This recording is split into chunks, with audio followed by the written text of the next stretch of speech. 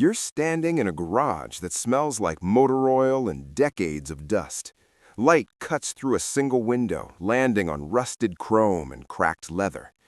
In the corner sits a 1967 Mustang, faded paint, seized engine, interior gutted.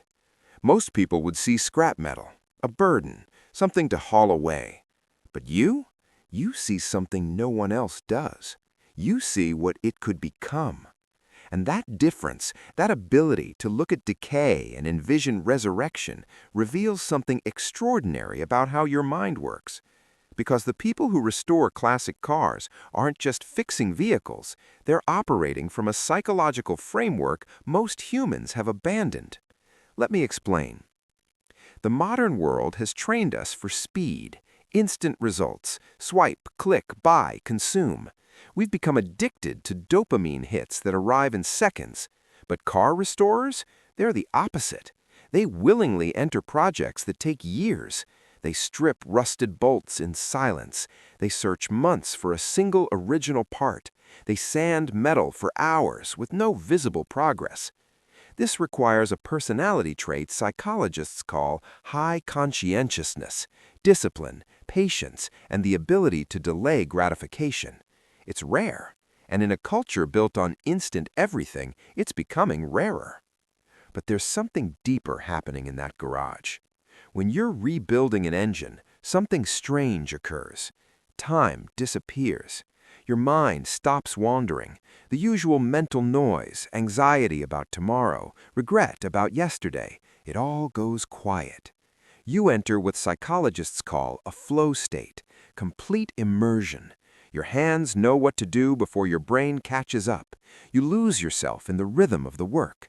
It's not meditation, but it does the same thing. The garage becomes a place where your nervous system finally calms down, where focus replaces fragmentation, where you're not performing for anyone or proving anything. You're just present, fully absorbed. And for people who feel overstimulated by modern life, that state is sacred. But here's where it gets emotional. Many people start restoration projects during turning points, after a divorce, after retirement, after losing someone, after realizing the career they built doesn't feel like theirs anymore. They walk into that garage not just to fix a car, they walk in to fix something inside themselves. Because restoration is a metaphor. You're taking something broken and making it whole again.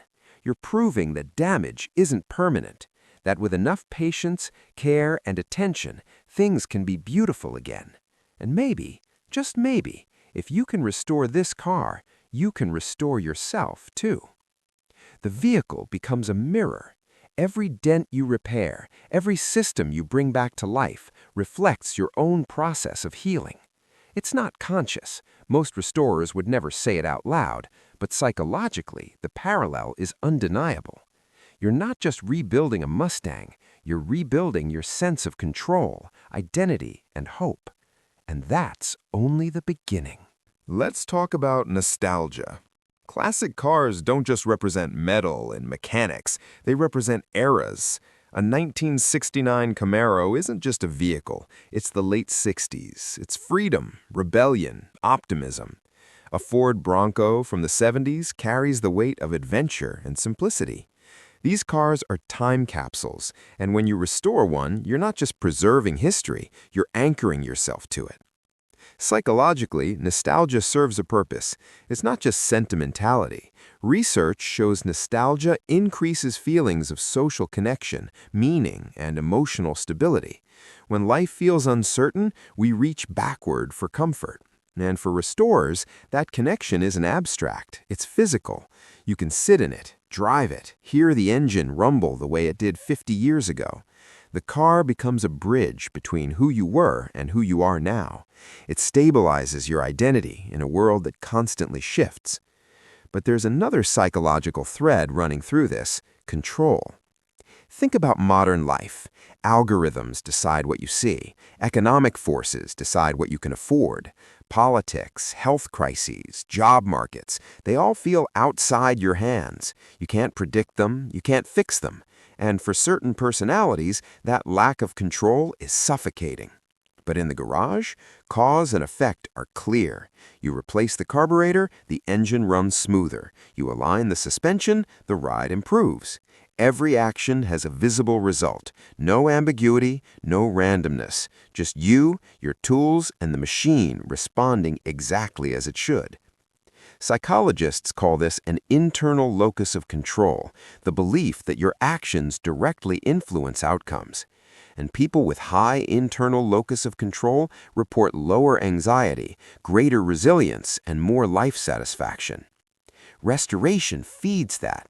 It proves over and over that effort matters, that you can make things better. And then there's the community.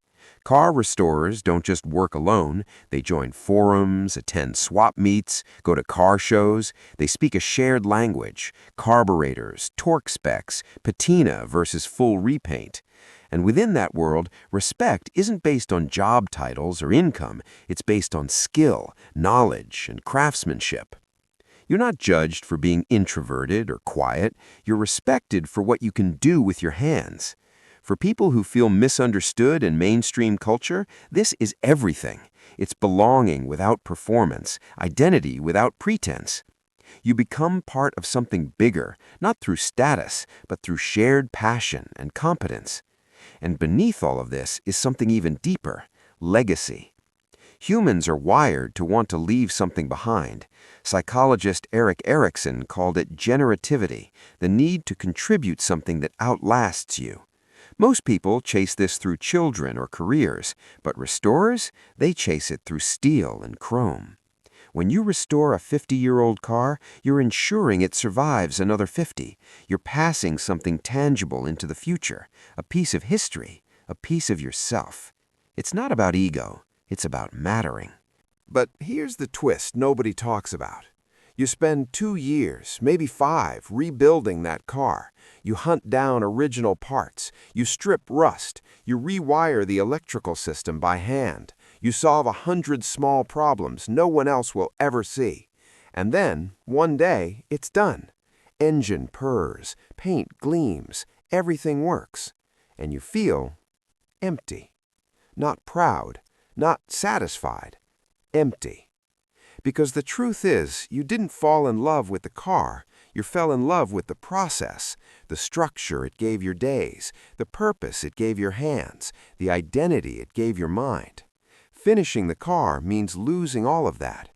Psychologists call this the arrival fallacy, the belief that reaching a goal will bring lasting happiness, when in reality, meaning comes from the pursuit, not the prize.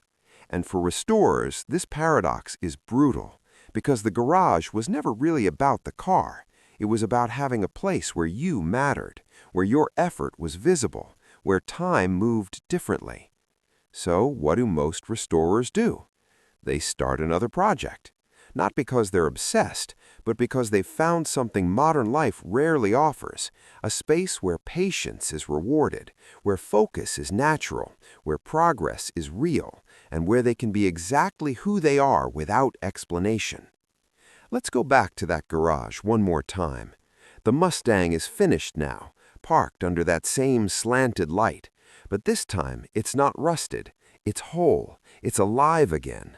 And if you look closely, you'll see it's not just a car anymore. It's proof. Proof that broken things can be made beautiful, that time and care can reverse damage, that discipline, patience, and quiet persistence still mean something. It's a physical manifestation of a personality type the world overlooks: the people who don't need applause, who don't chase viral moments, who find meaning in slow, deliberate creation. The car is their statement, not in words, but in metal, not in hype, but in craftsmanship. It says, I was here, I made this, I brought something back to life. And maybe that's what all of us are searching for: a way to prove that we're not just consuming, scrolling, reacting, that we can still build, still restore, still create something that lasts. So if you've ever stood in a garage and felt more at peace than anywhere else, you're not strange. You're wired differently. And that wiring, the patience, the focus, the need for depth, It's not a weakness, it's a strength this world desperately needs. If you've restored a car or thought about it, drop a comment. What drew you to it? Was it the car or was it something deeper?